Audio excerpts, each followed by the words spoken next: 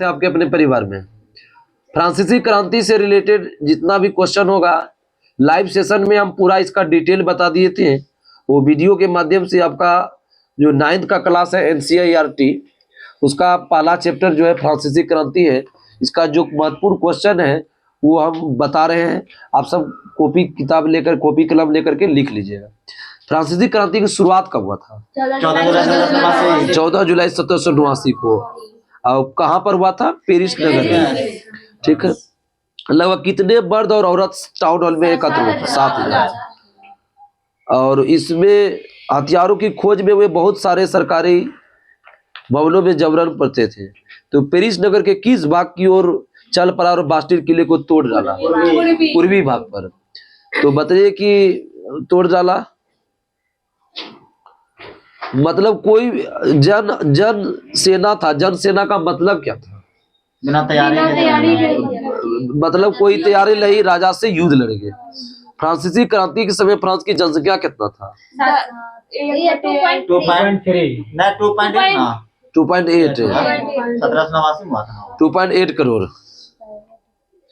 आगे बताइए कि पेरिस तथा देश की देहाती क्षेत्र में अधिकांश लोग संघर्ष क्यों कर रहे थे? पावरोटी के लिए। वे लोग पावरोटी की महंगी कीमत का विरोध कर रहे थे। तो पावरोटी क्या था? उस सबका चीज, नाश्ता उस्ता सब चीज।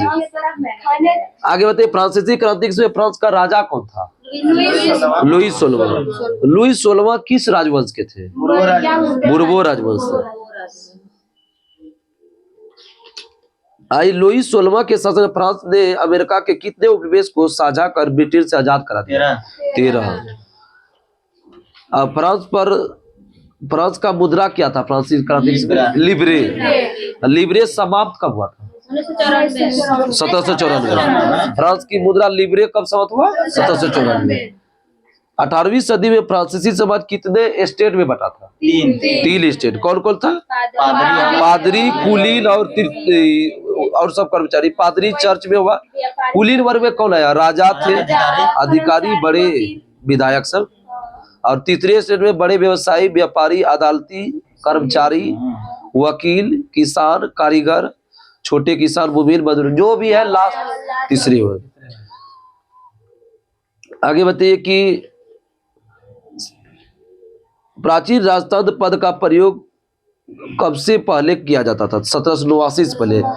प्राचीन राजतंत्र का पहले 1789 से पहले, मतलब 1789 क्रांति जो है उससे पहले जो है उसको बोलते हैं। आगे बताइए पूरी आबादी में लगभग कितने प्रतिशत किसान से? 90%। लगभग कितने प्रतिशत जमीन पर कुलीन, चर्च और तीसरे स्टेट का अमीर वर्ग आते? 60%। किसानों से कर का एक हिस्सा धार्मिक कर के लिया जाता था। कौन? टाइद। टाइद कैसा करता है? धार्मिक। चर्च द्वारा लिया जाने वाला धार्मिक कर को था टाइद।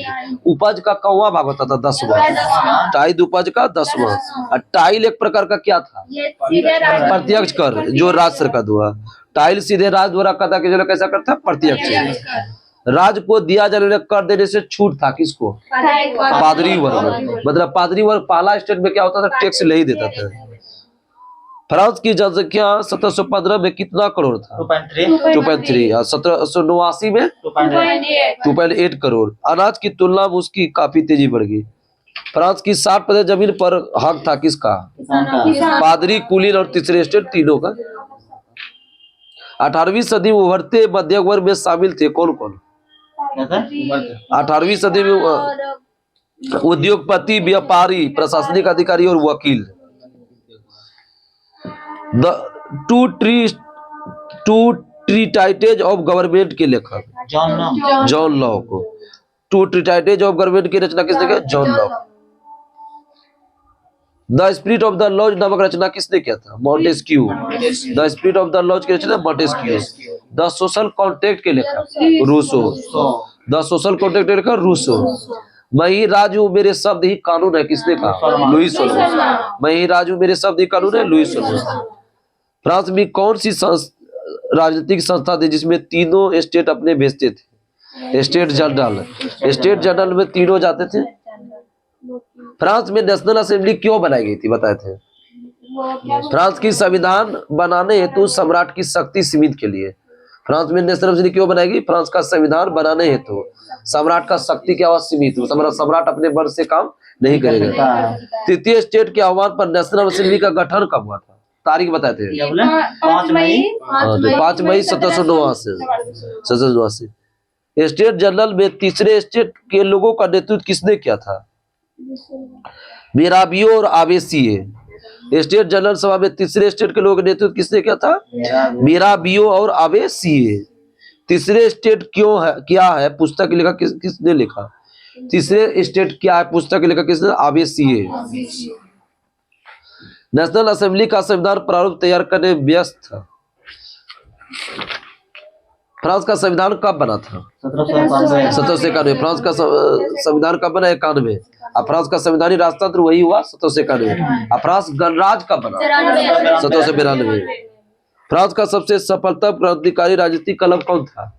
कौन बताए थे सर? जो टीपू सुल्तान में बना था, जैकोबिन क्लब। 60 क्लब से किस आरोप में लुई 16वां को मौत की सजा सुनाई थी? राजद्रोह। किस आरोप में लुई 16वां की मौत की सजा? राजद्रोह। बोलने में हो गया वो मिस्टेक। जैकोबिन का नेता कौन था? रोबेस्पियर। फ्रांस में किसने राजतंत्र का अंत करके एक गणराज्य घोषित किया था? कन्वेंशन। फ्रांस में किसने राजतंत्र का अंत करके इस गणराज्य घोषित किया था? कन्वेंशन। आतंक राज किसने स्थापित किया था? रोबेस्पियर। आतंक राज स्थापित किया रोबेस्पियर। गिलोटिन क्या था? गिलोटिन सिर दर्द से अलग करने वाली मशीन। सिर दर्द से अलग करने वाली, गला काटने वाली मशीन। रोबेस्पियर को गिलोटिन पर चढ़ाया गया कब? क्या सर? रोबेस्पियर को 1794। आतंक युग कब से कब तक हुआ था फ्रांस में? 93-94। देशद्रोह, राजद्रोह तो मतलब बताइए, दे राजद्रोह मतलब ना। फांसी का सजा जब पहली बार दिया 1793 में जाती है। किसको? जिसको चलाया रोबेस्पियर 94 में, न्यायालय 94। ये बोले ना, लुई 16वां के देशद्रोह का मौत की सजा सुनाई गई। सजा सुनाई गई 93। ये जो है ना 94 में जो सुनाया गया रोबेस्पियर को, 94 को, लेकिन लुई 16वां को 93 में। लुई 16वां को 93 में। देशद्रोह मतलब होता है अपने देश या सरकार को विश्वासघात करना। देशद्रोह मतलब क्या होता है? अपने देश या सरकार से विश्वासघात करना। नेपोलियन फ्रांस का सम्राट कब बना था? 1804। नेपोलियन फ्रांस का सम्राट कब बना? वाटरलू का युद्ध तारीख सहित बताइए। 18 जून 1815। वाटरलू का 18 जून 1815। फ्रांस में महिलाओं को मत देने का अधिकार कब हासिल हुआ बताए थे? 1946 से। फ्रांस में महिलाओं को मत देने का अधिकार 1946। किसने 1793 में कहा था पुरुष बनने की इच्छा रखने वाली महिला निर्लज है? सोमेत। कन्वेंशन ने फ्रांसीसी उपनिवेश में सभी दासों को कानून कब पारित हुआ? 1794। अपने फ्रांसीसी उपनिवेश सभी दासों को कानून कब पारित हुआ? 1794।